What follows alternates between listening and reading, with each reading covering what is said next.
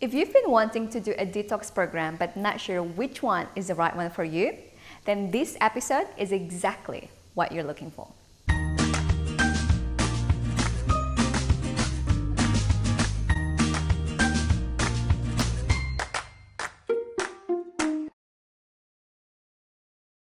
Hi, this is Zia and this is Kimmana, and welcome to Holistic Nomads TV, where ancient wisdom and modern science can help you to have more clarity and energy in your life. Welcome to another episode of Holistic Nomads TV. In this episode, we are going to talk about Ayurvedic detox program called Panchakarma and what makes it different with any other type of detox. So before we go through that, I want to ask first, why do we even need detox? Is detox another fad things in the health industry, or is actually something necessary? In our modern times, detox has become more important than ever. We're exposed to so much more toxins in our environment than we ever have in the past. Higher amounts of pesticides, higher amounts of drugs that come through our antibiotics, pharmaceutical drugs, many different things that we're exposed to, higher amounts of pollution in the air, mercury. There's even microplastics that have now been found in great quality sea salt. So this avoiding of toxins has become impossible in the modern age. We will get exposed to them regularly, and detox helps us remove those toxins. So number one, modern age, we have more toxins than ever and we need to encourage removal processes from the body. Number two, even if we went back thousands of years ago, our body naturally makes toxins, doshas, ama, byproducts of living, and sometimes it can't move them out of the body as easily, especially as we age. Our detoxification, our ability to remove the byproducts of normal function can decrease for certain people. So number two is our body naturally makes toxins and we need to move them out. So we need to look at this balance of nourishing and detoxifying, of taking things in and moving things out of the body, and finding a nice balance between those two is essential for human living. Yeah. So then the next question that comes after that, understanding that detox is actually necessary and important, is that which one is the right one for us? Because nowadays there is loads of detox programs, and it seems like every month there's a new one coming in. And then understanding from Ayurvedic perspective that every human, every individual is unique in their own way, and I can only imagine that even the detox program needs to be applied individually. So the question is, what makes Ayurvedic detox different? I know there are many factors that makes it different, but if you could share with us the one thing that makes Ayurvedic detox different, what would that be? The one thing that I think really stands Ayurvedic detox apart is that its focus is on what they call Agni, the digestive and the transformative force on the body. So it's detox removal procedures as a second to enhancing the body's Agni, making sure that the body's ability to transform the things that it's exposed to mentally, physically, emotionally, can it digest and transform those, get the best out of those and release what it doesn't need, is all done by the function of Agni. So the practices throughout the program are there to support this Agni as a number one, and then to detox as a number two. Yeah. Which is really interesting, because basically what Ayurvedic detox program do is that it's supporting us to be able to sustainably detox and support itself, so not relying on external substances including detox program. Because I've seen many times when people go to other type of detox program, they feel great during that, but when they leave the detox program, then they're feeling depleted, then they feel like they need another detox. Because it wasn't highlighting the functional principles of the body as much. Yeah. So we already make a structure of this class, and then there are 4 main things that make Ayurvedic detox different to any others. So what is the first one? So the first one revolves around the concept of Vata. In Ayurveda, we have these three doshas, Vata, Pitta, and Kapha. And Vata is a dosha that goes out of balance quite easily because of certain life experiences. And those life experiences that could set Vata out of balance, this disease tendency, this dosha, are the same life experiences that we go through within a detox. So Vata can aggravate easily within a detox. We're going to break that into some of the qualities that make up a Vata dominant experience and see how that relates to detox. So the first one is Vata is related to loss and separation. So any loss experience that we go through requires the body to adapt, to go, oh, I've lost something, and now without that there, how can I adjust to life again? So let's take a few examples. It could be a relationship partner. We've lived life with that partner for a long period of time, and we're used to them covering certain functions and us covering certain functions for the relationship. When they leave, it's like, what do I do now? Where's my support? And the nervous system goes through a worry period and an adjustment period.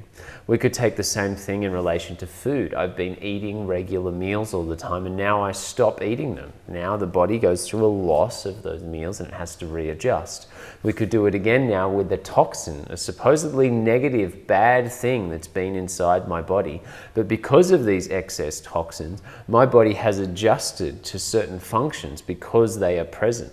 Now, if I remove that excess, those toxins, again, my body, even though it was a negative thing, it had to adjust. That shock, that adjustment is associated with Vata. So this loss, separation could aggravate Vata. Our next one is the fear. If we move into worries, fears, and nervous system stress, this also aggravates Vata. These tend to go off a little bit more in a detox process than a nourishing love process. We're like, oh, uncertainty, what's going on? So we try to make the detox as comfortable, as predictable as possible. Explain things before they happen. Pain. If there is more pain in the body, then it tends to create more Vata. So how can we make the detox as pain-free as possible? Massages that are not about getting into the intensity of the pain. Cleansing practices that are not about how much pain we can go through, that are more about, oh, let's warm, let's oil, let's nourish, let's lubricate the body. So it's less about the pain and more about feeling good throughout the practice.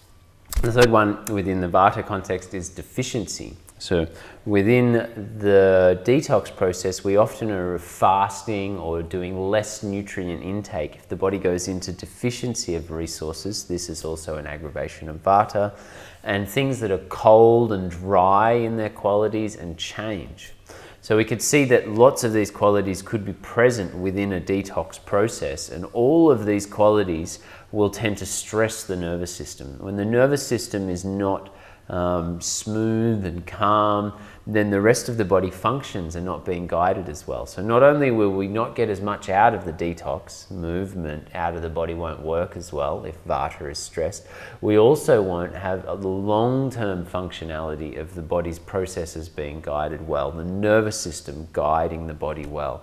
So if we reduce Vata in the detox, therefore, we increase detoxification and we increase long-term beneficial results and less side effects. So even by just understanding that tiny thing is what makes Ayurvedic detox different compared to the others, is how complicated things can be when it comes to detoxification process. Because, for example, when you say it about removal and how it can actually be aggravating. So, for example, me and chili, like in the past, I can't have bowel movement without eating chili the day before that. And then it's so interesting, even though we know that it's bad, the body knows that it's bad, but because my body function is already adjust with it. So when that gone, taken out, pulled out, chili, no more chili, then I will have tendency with constipation. Yeah. And I can totally understand why then Ayurvedic detox puts so much emphasis on then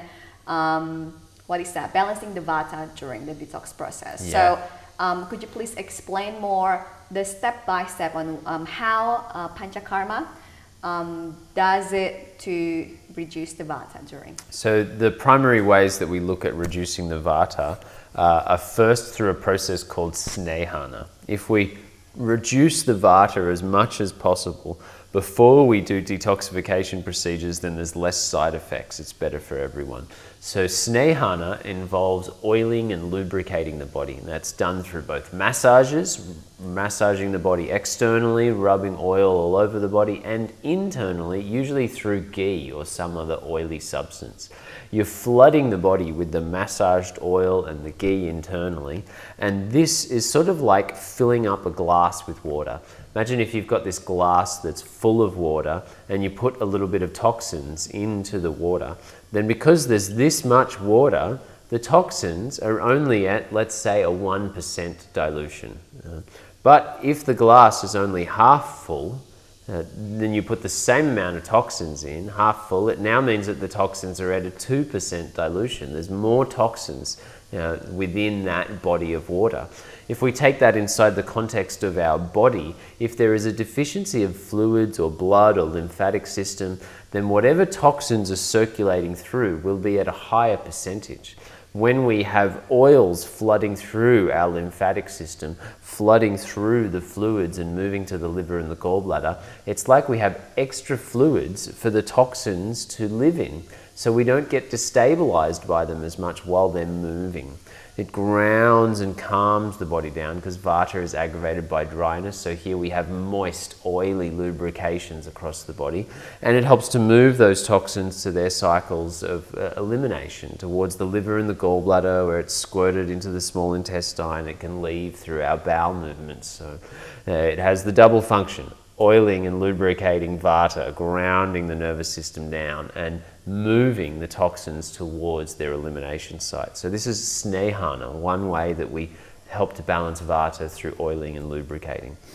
Then we move on to the nervous system, the parasympathetic nervous system. If we keep the nervous system as calm as possible, then it's more likely to go through healing, rejuvenation, internal responses.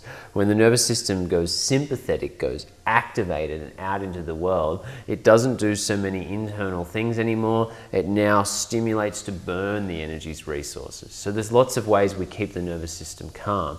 We do movements in the morning that are gentle and calming, encourage circulation without stimulating the nervous system.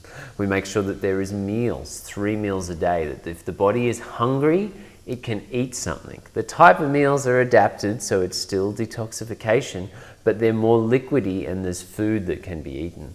We make sure that the afternoon period, the afternoon Vata cycle between 2 and 6 p.m. is calming, is resting, is relaxation. There's not a lot of activities that are going on in that afternoon Vata cycle, unless it's a massage that you're receiving. Most of it is about calming the body down, a little bit of creative relaxation. And in the afternoon night cycle, we go to bed before 10 p.m.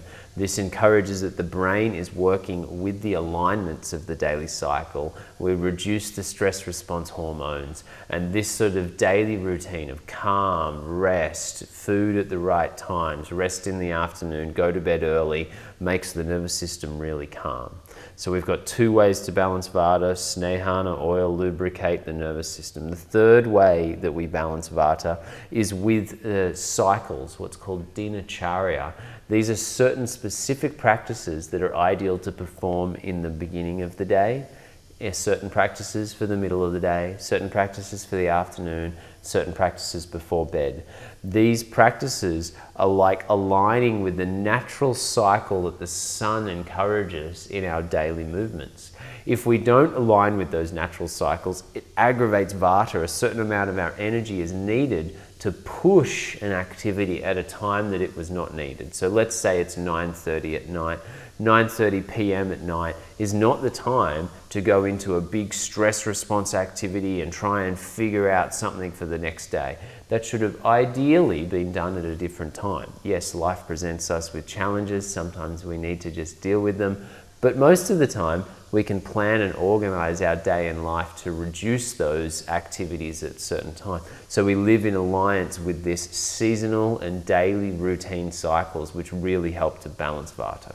So when it comes to reducing Vata first, would you also say that there are certain type of people or condition or time of the year that then is not ideal to do detox process at all, because let's say the Vata is already increased? That's right. The autumn into peak winter would be the period where we would not do detox as much. Yeah. And then if someone already have excess Vata in them, maybe doing Panchakarma is not what they need?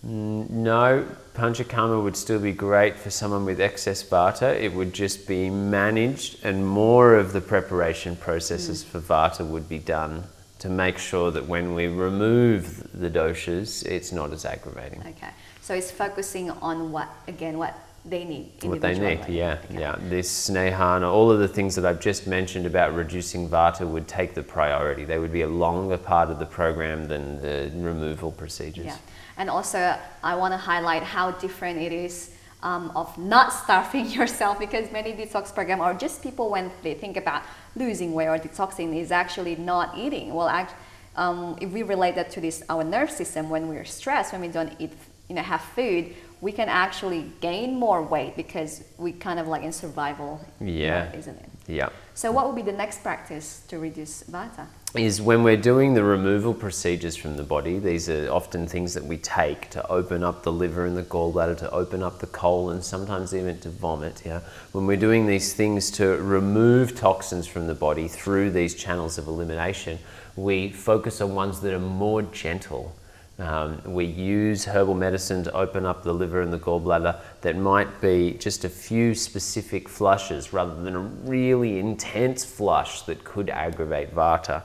If we are doing a busti, an Ayurvedic style of a colonic, then it may be a mix of herbs and oil and a smaller ratio of that than what may be used in a modern German style colonic with ozonated water and a larger flushing of fluids. These are all focusing on the detox and less about the gentle removal that is better for Vata. And the third one is a detoxification procedure known as Shirodhara. It's where we pour warm oil over the third eye and the head. This is specific for detoxifying the mind. If we just touch our fingers towards the front of the head here, it increases circulation to the front of the brain. So when the oil is pouring over the top of the head, it's encouraging circulation to the front of the brain. It gives a deep meditative experience, encourages us to process our psychological and detoxify the psyche. So imagine those with Vata excess imbalance will have more of this Shirodhara. They might be doing that every day throughout the detox procedure. Which is my favorite. Yeah. Okay, so we already covered about focusing on paying attention a lot on Vata. Reduce Vata first. Reduce Vata. And the second one is about Agni. Can you tell us more? Agni. So Agni is our metaphor for digestion, for transformation. In Ayurveda, they focus on this enhancement of Agni. So it means that basically when you finish an Ayurvedic detox, you're more likely to have a really strong digestive system and be able to digest lots of foods, rather than finishing a detox and not having such a strong digestive system. They do this for a few different ways. One is a type of meal that you eat throughout. It's called Kitchari. It's basically a soupy stew with a legume, usually split yellow mung beans, a grain, usually white basmati rice, a fat or an oil, usually ghee, and mixed with only a couple of digestive spices. As a base, cumin, coriander, and fennel seeds. So there's only about 5 or 6 ingredients in this whole thing. And that soupy stew is just enough for your body to have some carbohydrates, some proteins, and some fats, but not enough that it's going to overload the digestive system or mean that you're going to produce toxins from them. So just enough to keep the body's fires going. In Ayurveda, they say there are 13 fires in the body, 13 sites where Agni is. And this Kitchari, eating at breakfast, lunch, and dinner, means that we are stimulating those fires to work. Just like stoking a fire, we're giving a little bit of carbohydrate, fats, and protein to make sure that that cycle turns on. We're giving a low enough amount that it never overloads and blocks up the fire. We're giving just enough that it moves through the 13 fires of the body, making sure that detoxification and transformation, this fire, takes place in 13 different locations of the body, meaning the fire is stronger when you stop. Next one for Agni enhancement is the ghee, the use of some fat or oil that you take a large amount of in the morning. This fat or oil goes to the liver. This is one of the sites of Agni where the transformation takes place. Our liver needs to be a very efficient fat metabolizer in daily life. Fats encourage stable blood sugar levels. They're the most stable fuel that we could use to power the body on, is fats for fuel. So we drink a lot of fat oil in the morning, and then we're fasting on liquid teas that help the liver function for a period of time. So the body gets very efficient at processing a certain amount of fat, things that it might not do at any other point in the year. So we make the body a very efficient fat metabolizer inside the liver through using these fats and oils. And the third one for Agni enhancement is that we don't use a lot of juice type fasting things which could spike the blood sugar levels. To enhance this digestive metabolism at a really even sugar balance across the whole period. So however long you're in the Panchakarma, it's very unlikely that your blood sugar levels will peak or raise a lot. They'll be fairly stable throughout that period, and that's to do with the high amounts of fats for fuel that are being used, very small amounts of carbohydrates over the period.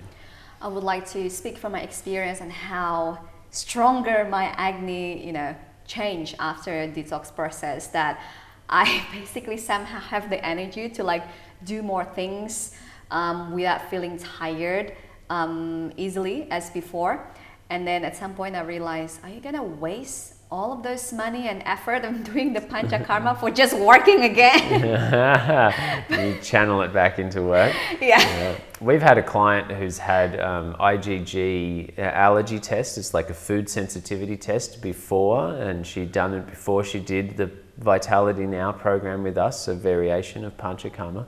And her difference before and after was huge. There was so many foods that she was having no immune system response to after she'd done the program. So big differences in and how that's people because can of the digest. Agni, which tends the Ama go low. That's right. Now, Okay. Agni is stronger afterwards. Yeah. There was less things that her body was reacting to. We cleared out the old things she wasn't digesting, and we enhanced her ability to make enzymes and other digestive juices. Good investment.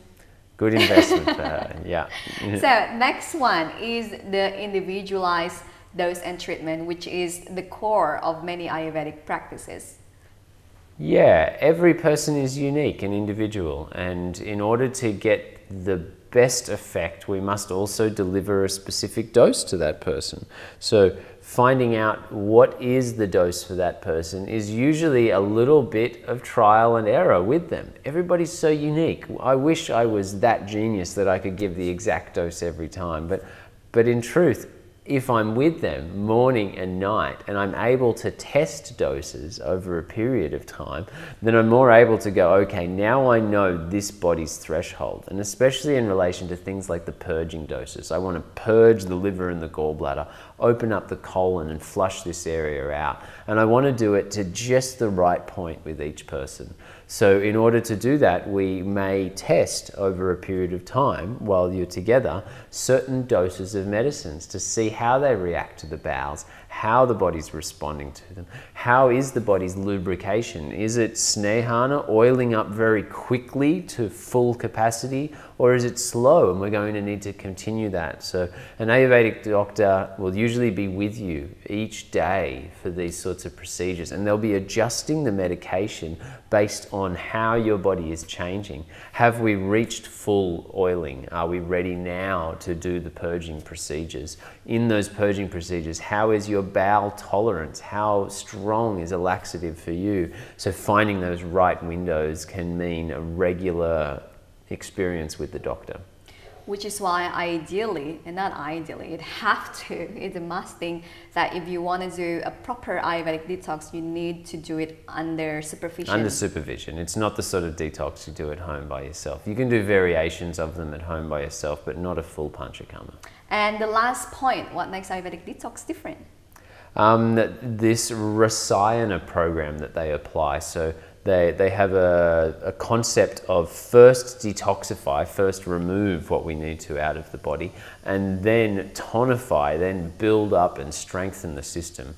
And a Rasayana program could be targeted towards specific systems. So if we know the person generally has digestive problems, then their Rasayana program, which technically means rasa, essence, fluid, ayana, to flow properly, to strengthen where essence, fluid, nourishment would flow in the body. So if it was digestive treatment, we would take digestive rasayanas as a post program. We'd finish the detox, and they may continue for months, maybe the whole rest of the year until you start your next detox process again. You'll have a Rasayana program to strengthen that system, which is naturally your weak point. So for me, I naturally have tendencies towards deficiency of energy and circulation around the hips in this region. So I take herbs that influence circulation, I take herbs that influence nourishing, that moisten these areas, and I do physical practices that help Rasayana strengthen long-term that region of the body. So a good Ayurvedic doctor will be prescribing to you a different program to continue and tonify the body with. You finish the detox, now you build it up. And this will usually involve some form of foods and substances, some form of movement practices, and making sure that the channels are flowing to their best. Are they strong around the outside? What is that channel system made of? Is it a nervous system channel? Is it a digestive channel? How can we make it stronger? How can we astringent and draw it together? A range of different herbs and practices for this. I remember this program, the Rasayana one, is actually what we need to dominate our life throughout the year instead of detox, detox, detox, which is the opposite of what currently, hype in the modern world. Most people are all about detoxifying and less about tonifying, building up. And in truth, it's how tonified we are, how strong we are, that defines how much toxins we can handle. How much negative things that come into our life is all about how strong, how tonified, how much resources we had to deal with that. So that's the most important, is tonify. So that 4 pillars is what makes Ayurvedic detox different to any other type of detox. So you also created your own version from Panchakarma, and it's called Vitality Now Ayurvedic Detox Retreat. What makes your Ayurvedic Detox Retreat different to any others? I'd say the first thing that makes it different to a traditional Panchakarma would be that it's only going for 7 days. And the reason that we can do 7 days is because I meet people on Skype beforehand or online, and I do a little consultation to find out what pre-procedures they may need to do, if any. Some people are able to go straight into Snahana, the oiling lubrication process. If that's not the case and we need to remove armor beforehand, then I give them things to do at home to prepare their body. So there's less time needed together because of preparation at home, and checked if that's possible. And then also, while we're there supervised doing the oiling procedure, I'm there to make sure everything runs as smoothly as possible. But then the Rasayana program, the tonification program, again, I give them a post program for them to do at home and into their life. So I'm able to do the Panchakarma program within a shorter amount of period by doing a pre and a post program that people do independently. And this then creates the costs, makes the costs much lower compared to any other, because then people can choose how far they can go. It does. It means that they can then add things on as they want. If they want to stay at the resort for part of that pre-program, they can be there before the group program begins. If they want to stay at the resort and get pampered for weeks on end after the program, they can do that. It's all within their budget. There's a base program that everyone will go through that's going to achieve the detoxification needed. It includes adjusting different herbs and remedies for people, yet then people can add to the base program on top of that and make it as luxurious and pampering as they wanted, or more specific for a specific disease. Or they can go through on just the base program, which is very educational based. It's about teaching you how to do it yourself. So you're doing the oiling massages yourself. We teach you the process of how to oil. We provide you with the ingredients and a nice space to do it in. but the oiling is done yourself throughout that program. So we teach you how to adjust the food. We make everything for you, but then you're doing the things yourself. It's so Kimmana. Want to help as much people as you can, including people who can't necessarily afford the process. That's right. I got to make it accessible to as many people as I can. Yep. Next one is the educational program itself. And then this is what I found personally, because I've done many times of this with you, is the educational classes each day on the process that we go through. And I found that very, very beneficial, because, you know, the difference between doing things without understanding it and doing things with more understanding, I think that gives so much more effect. Absolutely. Studies have shown the placebo effect is now huge. Some studies, 50 to 60% of people will recover from just taking a mystery pill that was not actually medicine. That's called the placebo effect. So rather than trying to go, oh, well, is it placebo or is it something else? I personally say, let's add placebo to the healing. So within a detox with me, I'm educating you on the science behind the practices you're doing. So when you're doing them, you understand why and what it's doing to your body. That gives you an extra added benefit. That's not the case in many detox places, especially those done within the context of India. There will be very little education that goes on to the client. It's usually do these things, and sometimes harder to find out all the whys that would come in an education class. Also, if you feel Ghee sluggish, you're welcome to sleep while Kimmana is talking. Yeah, people can rest through the classes. That's totally fine. Yeah. And another one that I also really, really like is how everyone start and end at the same time. Because you and I also have been to the typical Panchakarma where everyone come and go. And then this is related to the first thing that relates, that what makes Ayurvedic difference is to reduce Vata as much as we can. And then for someone like me who is dominant Vata, who is more sensitive, when, you know, someone in the group leave or someone coming, you know, new person coming in, it creates a very subtle effect of like that separation, of like goodbye. And then, so I really like how you do it at everyone start and end at the same time, because that's another thing you add on top of the whole thing about reducing Vata for this. Yeah. This process. Beginning and ending at the same time really facilitates a community feeling in the group, so everyone feels very supportive of each other's process as we go through. It still enables the person, if they want to introvert and not necessarily be part of the group. They're there, they're eating at the same times, but they could be silent and doing their own process.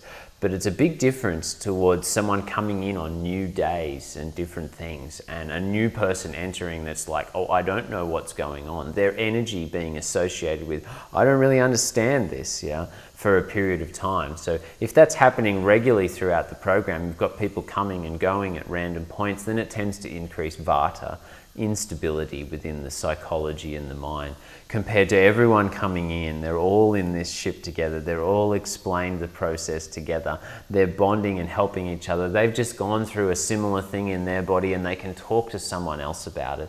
That there seems to be more security that takes place. It's like, oh, I thought it was just me that was having these pains. I thought maybe I was doomed to the detox. Oh no, it's like half the group that are having these pains right now. And oh, Kimmana said they're probably going to leave after we do this procedure. And then you see, oh wow, yeah, well, everyone's pain left after we did that procedure. So you get a validation within the group context. Next one is how you limit that to only 15 people maximum.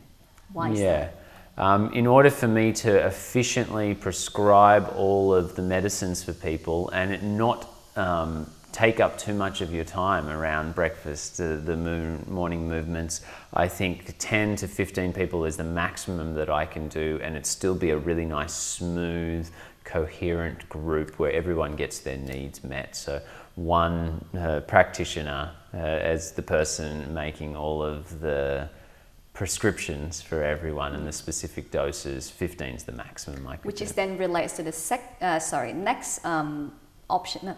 next factor is how you put so much attention to individualizing the dose and the treatment. like you see them twice a day, in the morning and in the evening? I'm with people in the morning at sunrise when we're taking our first doses of the Ghee and the Snahana process. I'm adjusting that to each person. I'm also using different herbs depending on the body's reaction to that. And same again with each dose that we take at night. I will individually see each person twice a day and adjust their doses. I mean, as a comparison, we've been to other type of Panchakarma where we only see the practitioners once at the beginning, and then they kind of create for the whole program of the dose of the herbs and treatments. The thing is, what I see from other participants is that because many of them doesn't really understand what's going on, and then is this a good effect? Do I need to ask? Even though they can actually ask, but because many of us not equipped with the knowledge, then I see many people kind of like stay silent when actually you need to start asking. Something is not right. I think many people need to be put in a situation where they have the personal time given to them naturally every day in order to allow that information to unfold easily. Some people are just naturally more reclusive, and you might not find out about a symptom for them until it's already been going on for a period of time.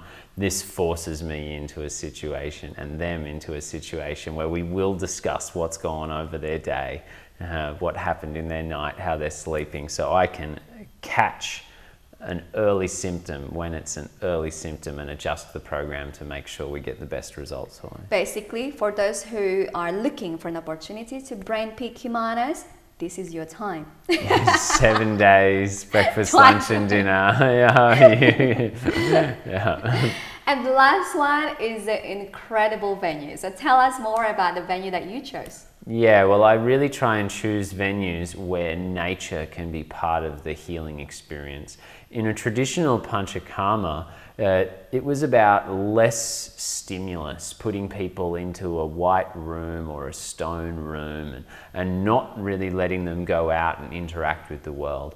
I personally modify this a little bit. I choose natural environments as part of the healing mechanism because I think that human beings, especially our modern human beings, have drawn so much away from the healing powers of nature that we now need to recharge the body's prana, its chi, its vital life force energy. And there's an abundance of that good energy, good prana, good chi in nature.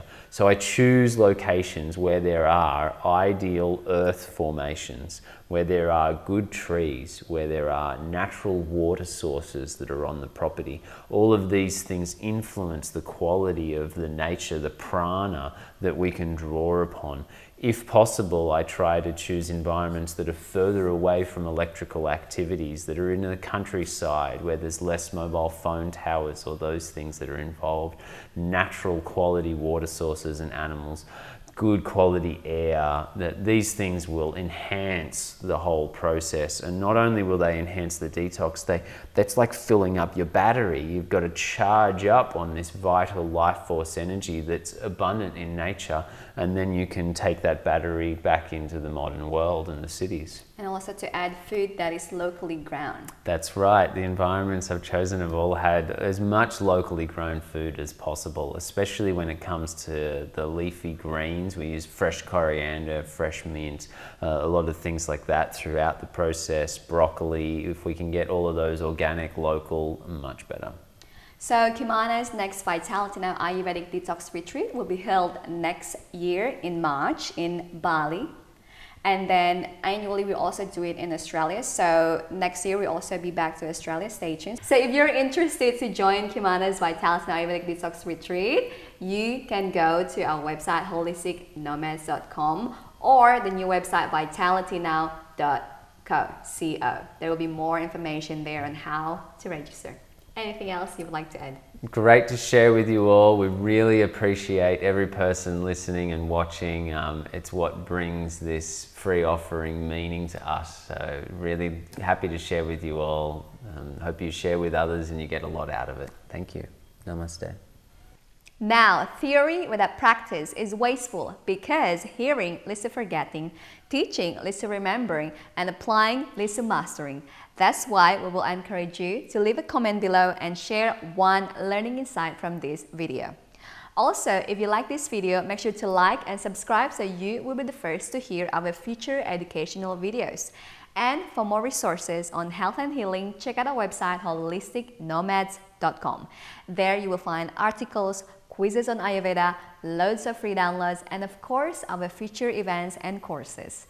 Thank you so much for watching. We hope it's been beneficial for you. Hope to see you next week. Bye! So how does people, for those who wants to register, where should they go? Where should they go? I'm not sure where they go when it comes to websites and registrations.